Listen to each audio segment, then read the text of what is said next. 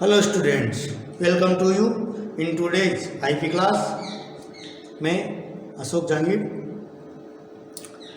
आज हम पढ़ेंगे डाटा फ्रेम डाटा स्ट्रक्चर कैसे क्रिएट किया जाता है।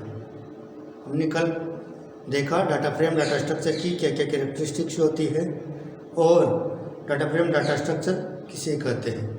सीरीज और डाटा फ्रेम डाटा स्ट्रक्चर के बारे में हम डिफरेंस के बारे में पहले ही पढ़ चुके हैं। तो लेट्स स्टार्ट। एक बार फिर रिवाइज कर लेते हैं डाटा फ्रेम डाटा स्ट्रक्चर की कैरेक्टरिस्टिक्स क्या होती है, क्योंकि उसी के आधार पर उसकी डेफिनेशन बनती है। तो देखते हैं। सबसे पहली जो कैरेक्टरिस्टिक है जी, अपने को कैरेक्टरिस्टिक्स याद रहेगी तो डाटा फ्रेम क्रिएट करने में दिक्कत नहीं आएगी और सीरीज और डाटा फ्रेम दोनों को अलग अलग समझने में भी दिक्कत नहीं आएगी। सबसे पहले तो इसके अंदर 2 एक्सिस होते हैं, क्योंकि ये 2D एंड डी एरे होता है। तो 2 एक्सिस होते हैं। एक तो होता है एक्सिस 0 और एक होता है एक्सिस 1। एक्सिस 0 और एक्सिस 1। एक्सिस 0 जो होता है वो रो को बोलते हैं और एक्सिस 1 जो होता है वो होता है कॉलम। और इसके बारे में कल आपको बता चुका हूँ कि ये क्या होता है, एक स्प्रेडशीट की तरह होता है और ऐसे स्प्रेडशीट होती है। तो उसके अंदर ये तो है एक्सिस 0 और ये है एक्सिस 1। ये तो एक्सिस 1 है और ये एक्सिस 0 है। इसके बारे में हम कल देख चुके। तो 2 एक्सिस होते हैं इसके अंदर। सेकेंड जो इसकी कैरेक्टरिस्टिक है, इंडेक्स जो होता है ये रो वाला जो एक्सिस होता है इसको इंडेक्स बोलते हैं और जो कॉलम वाला इसको इंडेक्सेस बोलते हैं और जो कॉलम वाला जो एक्सिस होता है इसको बोलते हैं कॉलम नेम्स। इंडेक्स वाले एक्सिस को तो इंडेक्स नंबर ही बोलते हैं, इंडेक्स। और कॉलम वाला जो एक्सिस होता है इसको हम कॉलम नेम्स बोलते हैं। जैसे यहाँ ए है, बी है, सी डी है और यहाँ 0 1 2 3। तो ये तो इंडेक्स ही कहलाता है और ये कहलाता है कॉलम नेम। कॉलम नेम के नाम से जाना जाता है। ये तो इसकी कैरेक्टरिस्टिक हो गई। पहली तो क्या हो गई, इसके 2 एक्सिस हो गए और सेकंड क्या हो गई, इसके नेम। एक्सिस 1 को, एक्सिस 0 को तो बोलते हैं इंडेक्स नंबर, एक्सिस 1 को बोलते हैं कॉलम नेम्स। थर्ड जो कैरेक्टरिस्टिक है, इसके जो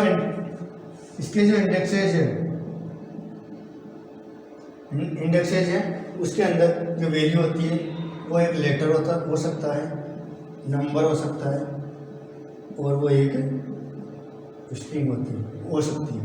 इंडेक्स नेम जो है वो इंडेक्स नेम एक कोई लेटर भी हो सकता है। जैसे ये डाटा फ्रेम डाटा स्ट्रक्चर है तो यहाँ जो इंडेक्स है वो एक लेटर हो सकता है। लेटर कैसे, जैसे A B C। कोई नंबर हो सकता है 0 1 2 3 0 1 2। कोई स्ट्रिंग हो सकती है, जैसे मतलब टर्म 1 टर्म 2 टर्म 3। तो ये एक स्ट्रिंग भी हो सकती है। तो थर्ड कैरेक्टरिस्टिक क्या हुई कि इसके जो इंडेक्स नेम है वो इंडेक्स नेम एक लेटर हो सकता है, एक नंबर हो सकता है और एक स्ट्रिंग हो सकता है। फोर्थ जो है इसकी वो कैरेक्टरिस्टिक है हीट्रोजीनियस।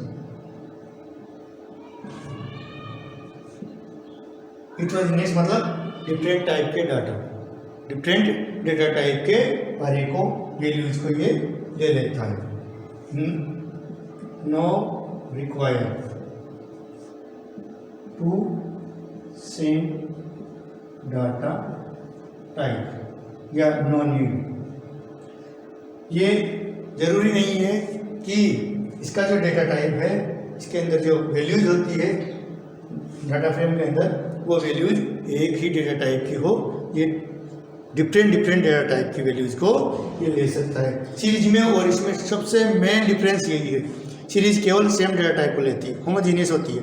मतलब यदि आप इसमें जो डाटा दे रहे हो सीरीज के अंदर तो क्या होता है, यदि आप उसको यदि सीरीज करते हैं, सीरीज में तो क्या होता है, यहाँ तो इंडेक्स नंबर होता है और यहाँ पे वैल्यूज होती है, तो या तो वहाँ नेम दे दो या तो वहाँ नेम दे दो, तो सभी में नेम ही आएगा। या यदि आप वैल्यूज के अंदर नेम नहीं देना चाहते हो तो वहाँ नंबर देना चाहते हो तो सभी में नंबर ही आएगा। या फिर स्ट्रिंग देना चाहते हो तो सभी में स्ट्रिंग ही आएगी, सीरीज में ही है। जबकि डाटा फ्रेम जो डाटा स्ट्रक्चर होता है, इसमें क्या हो सकता है, जैसे हम चाहें तो इस वाले कॉलम में तो दे दें जैसे नंबर, इस वाले कॉलम में चाहें तो हम कोई भी लेटर दे सकते हैं, इस वाले कॉलम में चाहे तो हम कोई भी स्ट्रिंग दे सकते हैं। तो डिफरेंट कॉलम में हम डिफरेंट टाइप की वैल्यूज दे सकते हैं। ये चीज़ आपको समझ में आ गई कि यहाँ सेम डेटा टाइप की जरूरत नहीं है, सेम डेटा टाइप के वैल्यूज हो, हिट्रोजीनियस है। फिर जो है यह वैल्यू म्यूटेबल है।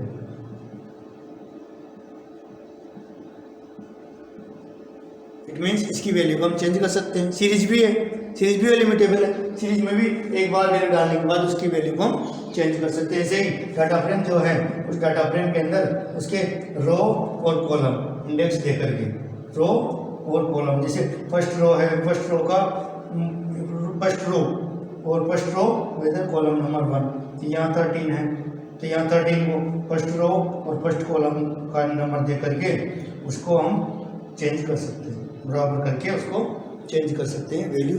वो भी आगे में पढ़ेंगे कि उसको मॉडिफाई कैसे करते हैं, मॉडिफिकेशन पढ़ेंगे। जैसे सीरीज में हमने मॉडिफिकेशन किया था, पहले तो उसको सिलेक्ट किया था, इंडेक्स नंबर से सिलेक्ट करके फिर बराबर लगा करके, जैसे S1 है तो S1 के अंदर हम इंडेक्स नंबर 2 की वैल्यू को चेंज करना है, तो हमने यहाँ पे ऐसे पढ़ा है, फिर सीरीज को चेंज किया। तो ऐसे ही डाटा फ्रेम को भी चेंज करते हैं, वो आगे में पढ़ेंगे।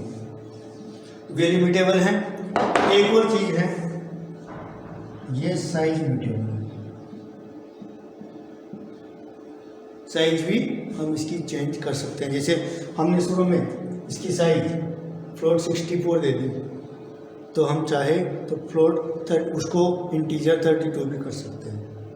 तो ये हम इसकी जो इसकी साइज है उसको हम बढ़ा सकते हैं, घटा सकते हैं। या फिर हम क्या कर सकते हैं,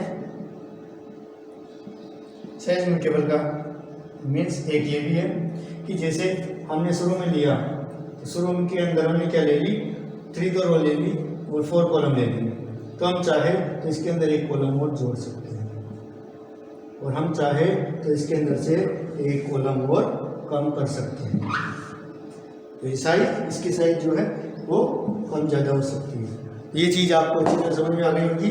फर्स्ट जो है इसके अंदर क्या होता है, मतलब एक्सिस 0 और एक्सिस 1 है, और सेकेंड जो इसकी कैरेक्टरिस्टिक है वो है एक्सिस जो 0 है उसको बोलते हैं इंडेक्स नंबर, और एक्सिस 1 जो है उसको बोलते हैं कॉलम में। ये कैरेक्टरिस्टिक है। एक्सिस 0, एक्सिस 1 तो एक्सिस होते हैं, एक्सिस 0 को इंडेक्स नंबर, एक्सिस 1 को कॉलम नेम बोलते हैं। उसके इंडेक्स जो नेम है वो लेटर, नंबर और स्ट्रिंग कोई से भी डेटा टाइप हो सकते हैं।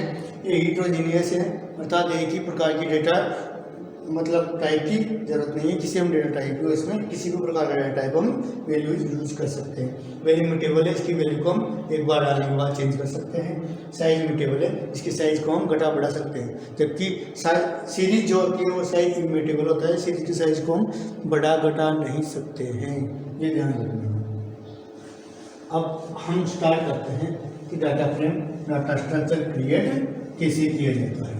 तो data frame data structure create करने के लिए सबसे पहले हम इसका जो मेन फॉर्मूला है वो देखेंगे, मेन फॉर्मूला क्या है और उससे कैसे चेंज करते हैं। तो हम सीरीज की हेल्प लेकर के और फिर हम डाटा फ्रेम बनाना सीखेंगे हमने सीरीज सीख लिया है तो उससे इसको बनाने में और आसानी होगी। सबसे पहले हमने सीरीज में क्या किया, कोई भी डाटा फ्रेम बनाने के लिए सबसे पहले हम इंपोर्ट करते हैं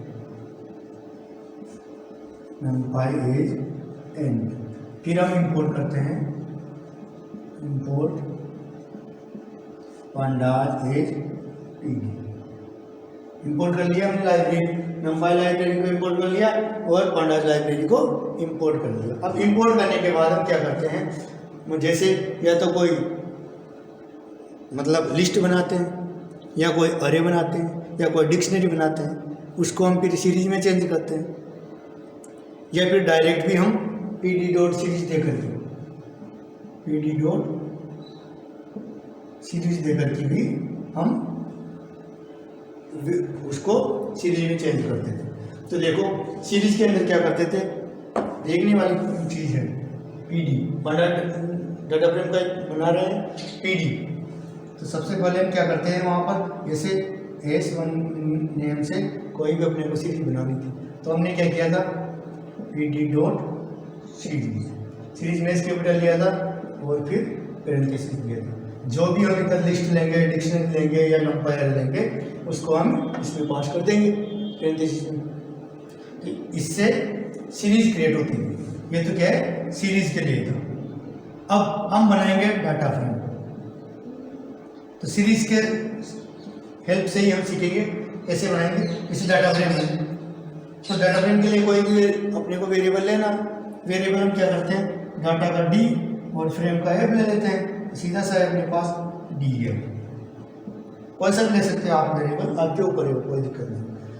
डी एफ ले लिया हमने और डी एफ ले करके और फिर वहाँ यहाँ पे क्योंकि हमने पांडास को पीडी के नाम से ही, पीडीएलआईएस नेम के नाम से ही हमने इसको इंपोर्ट किया है, तो पीडी डॉट और फिर जैसे सीरीज में एस कैपिटल होता था वैसे ही डाटा फ्रेम का डी कैपिटल होगा, D F T F data, और एफ फ्रेम जो लिखेंगे उसका भी एफ कैपिटल होगा, और फिर अपने को यहाँ पर पैरेंथेसिस देना है।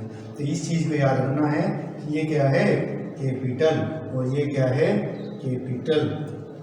ये चीज़ अपने को याद रखनी है। यदि आपने इसको कैपिटल नहीं दे करके स्मॉल लेटर में दे दिया तो निश्चित है एरर आएगी। तो एरर से बचना है तो अपने को छोटी छोटी बातों का ध्यान रखना जरूरी है। ये चीज़ आप समझ गए होंगे। जैसे सीरीज बनाई थी हमने वैसे डाटा फ्रेम बनानी है। तो ये डाटा फ्रेम की जो मेन स्ट्रक्चर है वो ये है, इसी से अपने को डाटा फ्रेम क्रिएट करना है। ऊपर जो भी बनाएंगे हम उसकी वैल्यू को इसमें पास कर देंगे जैसे सीरीज में करते हैं। तो अब इसमें एक चीज़ और ध्यान रखने वाली बात है, हम जानते हैं कि सीरीज 1D एरे है और data frame 2D array type का वैल्यूज लेता है। तो 2D, अब थोड़ा सा मैं पहले आपको बता देता हूँ। 2D एरे के बारे में हमने लास्ट ईयर पढ़ लिया था। 2D array, 2D dictionary, 2D list, 2D हर चीज़ को हम 2D के आधार पर पढ़ेंगे, 2 डायमेंशन। सबसे पहले list, 2D list. 2D list क्या होती है? 2D लिस्ट, 2D डिक्शनरी और 2D अरे। ये चीज़ हम पढ़ चुके हैं लास्ट ईयर, अच्छी तरह से पढ़ चुके हैं। इस 2D लिस्ट को हम बोलते हैं नेस्टेड लिस्ट, पढ़ चुके हैं, नेस्टेड लिस्ट में पढ़ चुके हैं। 2D डिक्शनरी का मतलब भी क्या हुआ? Nested dictionary. और 2D एरे के बारे में पढ़ चुके हैं, numpy एरे वाले फंक्शन में, इसके अंदर हम पढ़ चुके हैं।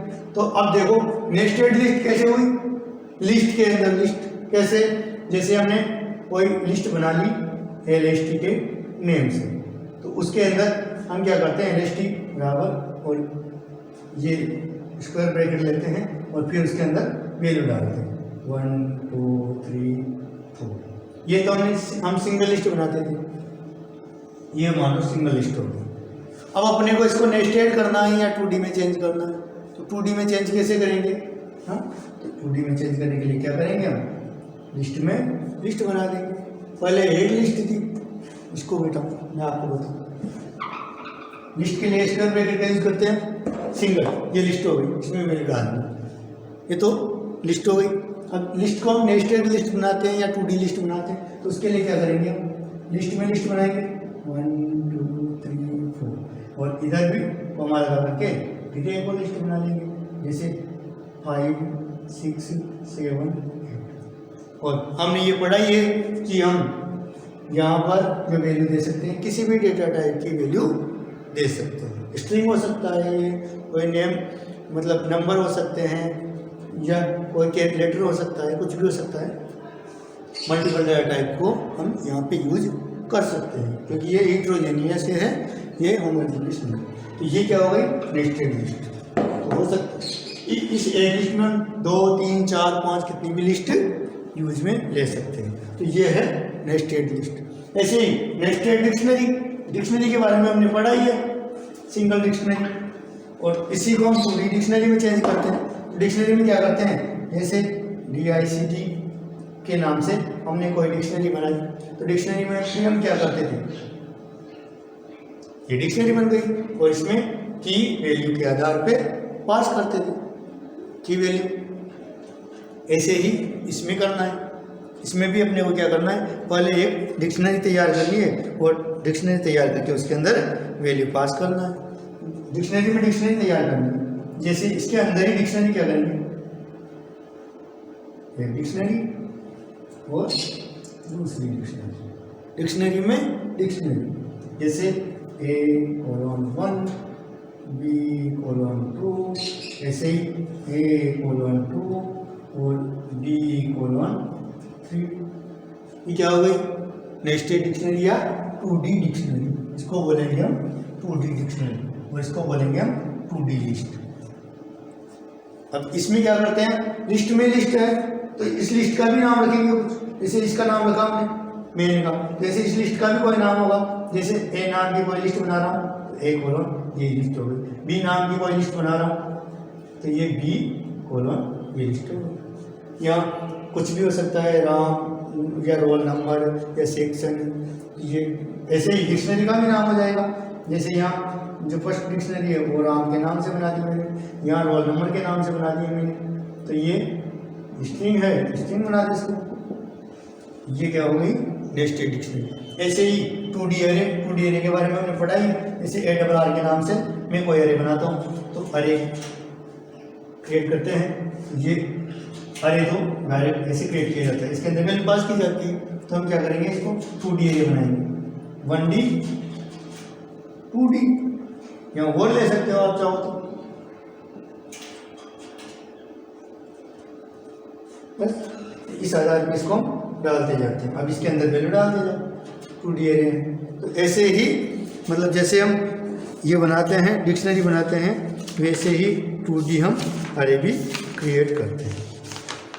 तो अब एक चीज़ और ध्यान रखने वाली बात इसके अंदर कि हम डाटा फ्रेम पढ़ेंगे तो उससे पहले अपने को सब चीज़ें देखनी जरूरी है। एक चीज़ और है, जैसे मैंने लिस्ट में लिस्ट बनाई, नेस्टेड लिस्ट बनाई, 2D लिस्ट बनाई, तो लिस्ट के अंदर जितनी लिस्ट मैं अंदर डाल रहा हूँ उन सब की वैल्यू 1 2 3 4, तो इनके जो नंबर्स एलिमेंट्स हैं वो सेम है। तो ये एलिमेंट्स सेम होंगे तब तो कोई दिक्कत नहीं है, सेम प्रिंट कर देगा। जैसे वो प्रिंट कर देगा ABC, इस लिस्ट को प्रिंट करवाएंगे तो इसका जो आउटपुट आएगा अपने पास क्या होगा, ABC AB। तो यहाँ 1 2 3 और 4, और यहाँ आएगा 5 6 7 और 8, और ये इंडेक्स नंबर है 0 1 2 3। तो अगर ये हम सिंगल बनाते तो सीरीज बनती, सीरीज में क्या करते सिंगल, तो सीरीज ये रह जाता है। हम डबल बना रहे हैं, 2D बना रहे हैं, तो इसके अंदर दूसरी जोड़ी तो दूसरी को यहाँ कर दी, तीसरी जोड़ दिया तो तीसरी का यहाँ निकल, चौथी जोड़ते हो चौथी का यहाँ निकल, वो सीरीज ये केवल उसको 2D में चेंज किया है। तो ये इसका आउटपुट आ जाएगा। अब मैं जो बताने जा रहा था वो चीज़ ये थी कि यदि आप इन एलिमेंट्स को सेम नहीं रखते हो, जैसे इसके अंदर तो 4 एलिमेंट है, इसमें मैंने 5 एलिमेंट डाल दिए, अब क्या होगा, दोनों में डिफरेंट एलिमेंट हो गए, तब क्या होगा, जैसे इसमें तो आ जाएगा 9 और इसके अंदर ये ले लेगा NA एन नल वैल्यू, क्या करेगा ये एन नल वैल्यू यहाँ पर दिखा देगा। जैसे सीरीज को हम दो सीरीज को ऐड करते हैं तो क्या होता है, सेम एलिमेंट्स नहीं होते हैं तो वो ऐड तो कर देता है, और लास्ट में जिसमें ज़्यादा होते हैं और जिसमें कम होते हैं, कम होने वाली में एन लगा के वो उसमें प्रिंट करवा देता है। तो इसमें भी ऐसे ही होगा, जहाँ सेम नहीं होंगे वहाँ NaN it means null value ये प्रिंट करवा देगा। ये बात समझ में आ गई आपको?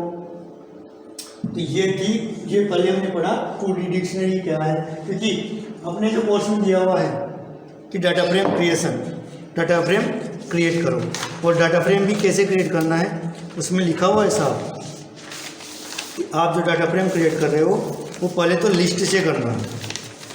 Data frame create data frame from list, और फिर है create data frame from list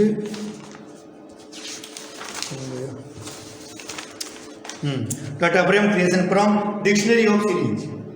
dictionary of series का मतलब क्या हो गया, डिक्शनरी की सीरीज बनेगी। जैसे यहाँ जैसे DICT1 ये एक डिक्शनरी होगी, फिर DICT2 ये एक डिक्शनरी हो गई, फिर DICT3 ये एक डिक्शनरी हो गई। फिर मैं क्या करूँगा, जैसे मतलब सुपर डिक्शनरी बना दूंगा, तो एज डिक्शनरी के नाम से मैंने एक डिक्शनरी क्रिएट कर दी, और उस एज डिक्शनरी के नाम से मैंने कोई वेरिएबल क्रिएट कर दिया, और फिर उसके अंदर इन तीनों की वैल्यू पास करवा दी, DICT1 DICT2 और DICT3, इन तीनों की वैल्यू मैंने इसमें पास करवा दी। अब मैं इसको क्या करूँगा, PD.डाटा फ्रेम करके एक डाटा फ्रेम में चेंज करके प्रिंट करवा दूँगा। तो ये क्या हो गई, सीरीज ऑफ डिक्शनरी। ऐसे ही इसमें लिखा हुआ है लिस्ट ऑफ डिक्शनरीज, डिक्शनरी ये हो गई लिस्ट ऑफ डिक्शनरी। एक डिक्शनरी के अंदर डिक्शनरी, और इस डिक्शनरी के अंदर हम लिस्ट भी प्रिंट, डिक्शनरी के अंदर हम लिस्ट पास करवा सकते हैं। डिक्शनरी की जगह डिक्शनरी में हम लिस्ट पास करवाएंगे तो उसको क्या हो जाएगा, dictionary list of dictionaries, dictionaries की एक लिस्ट बन जाएगी। फिर है ये दोनों दिया हुआ है, dictionary of series, list of dictionaries. ये इनसे अपने को डाटा फ्रेम क्रिएट करना है, ये अपने सिलेबस में दिया हुआ है, तो इसलिए पहले ये समझाना जरूरी था। अब हम सबसे पहला डाटा फ्रेम क्रिएट करने जा रहे हैं DF1 के नाम से। फर्स्ट जो डाटा फ्रेम होगा अपना वो क्या होगा, DF1 के नाम से डाटा फ्रेम हम क्रिएट करने जा रहे हैं। हम बनाते हैं, किसको क्रिएट करेंगे डाटा फ्रेम, जैसे अपने पास में तीन चीज़ें हैं, एक है अपने पास रोल नंबर, और एक है अपने पास स्टूडेंट नेम, एक है अपने पास मार्क्स। तो या रोल नंबर, स्टूडेंट नेम और मार्क्स, और भी बढ़ा सकते हो आप चाहो तो। एक तो अपने पास में है रोल नंबर, एक अपने पास है स्टूडेंट नेम, एक अपने पास में है मार्क्स। तो इनसे अपने को एक डाटा फ्रेम क्रिएट करना है। रोल नंबर क्या है, 101, 102, 103 और 104। स्टूडेंट नेम क्या है, आशा, राम, मोहन, गणेश। स्टूडेंट मार्क्स क्या है, फर्स्ट के 75, सेकेंड के 80, थर्ड के 85, फोर्थ के 90। ये अपने पास में डाटा दिया हुआ है। वहाँ भी अपने को अगर डाटा फ्रेम क्रिएट करवाएगा तो पहले डाटा दिया हुआ होगा, या फिर एक डाटा फ्रेम बना हुआ होगा, उसके अंदर से अपने को क्वेश्चन नीचे दिए हुए होंगे, उस डाटा फ्रेम के आधार पर उसको सॉल्व करना है। और अगर डाटा दिया हुआ नहीं होगा डाटा फ्रेम, तो वैसे अपने पास में डाटा फ्रेम के लिए डाटा दिया हुआ होगा, उसके आधार पर अपने को डाटा फ्रेम क्रिएट करना है। तो चलो अब डाटा फ्रेम क्रिएट करते हैं। सबसे पहले इंपोर्ट करेंगे हम बायोस, फिर उसके बाद इंपोर्ट करेंगे हम पांडाज एज PD के नाम से। अब हम सबसे पहले लिस्ट से डाटा क्रिएट करते हैं, data frame from list. List को हम डिक्शनरी में पास करके डाटा फ्रेम क्रिएट करते हैं। तो इसके लिए हम क्या करेंगे, DICT के नाम से एक डिक्शनरी क्रिएट करेंगे। DICT 1 के नाम से कोई डिक्शनरी हम क्रिएट कर देते हैं। 1 2 3 4 आगे बढ़ते जाएंगे। इस डिक्शनरी के अंदर हम लिस्ट, इसमें आएगा ना लिस्ट ऑफ डिक्शनरीज, तो उसके आधार पर बनाते हैं। तो इस डिक्शनरी के अंदर ही हम लिस्ट को डालते जाएंगे। सबसे पहले अपने पास क्या है, रोल नंबर। तो हम क्या करेंगे, रोल नंबर, ये स्ट्रिंग है इन्वर्टेड कॉमा में, और फिर इसको हम इसके अंदर लिस्ट बना देंगे। और रोल नंबर में अपने पास क्या है, 01 0 101 102 103 और 104, ये अपने पास वैल्यूज हैं। फिर इसके बाद मतलब गड़बड़ नहीं हो, इसलिए ये स्टार्टिंग में कर्ली ब्रैकेट, तो अंत में भी कर्ली ब्रैकेट आप कर सकते हो, ये ध्यान रखना है। इसको क्लोज भी करना है। तो ये फर्स्ट लिस्ट बन गई, नेस्टेड लिस्ट बनानी है। फिर सेकंड में अपने पास स्टूडेंट नेम, स्टूडेंट नेम करके उसके अंदर नेम है आशा, राम, और इधर ले लेते हैं उसको मोहन, मोहन के बाद है गणेश, ये हो गई सेकेंड लिस्ट। अब थर्ड लिस्ट लेते हैं, इसमें लिखा हुआ है लिस्ट ऑफ डिक्शनरीज, ये इसी आधार पर थर्ड लिस्ट लेते हैं मार्क्स की,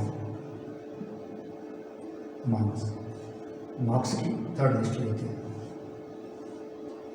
स्टूडेंट नेम के बाद में कॉलन लगाना नहीं भूलना है, और ये सीरीज ये स्ट्रिंग है तो इन्वर्टेड कॉमा में अपने को रखना है। मार्क्स के अंदर क्या देते हैं अपने 75 80 85 और 90। हम कह रहे हैं स्टार्टिंग में पहले ही डाटा फ्रेम बना रहे हैं, इसलिए सबकी वैल्यू सेम लगेगी। आप डिफरेंट रखो, वो समझा दिया मैंने, डिफरेंट रखोगे तो जहाँ भी डिफरेंस आएगा वहाँ पे NaN लिखा हुआ जाएगा। अब इसको हम यहाँ पे क्लोज कर देते हैं। ये तो अपने पास में तैयार हो गई डिक्शनरी 1। अब इसमें क्या करेंगे, डिक्शनरी ऑफ लिस्ट से डिक्शनरी तैयार हो गई।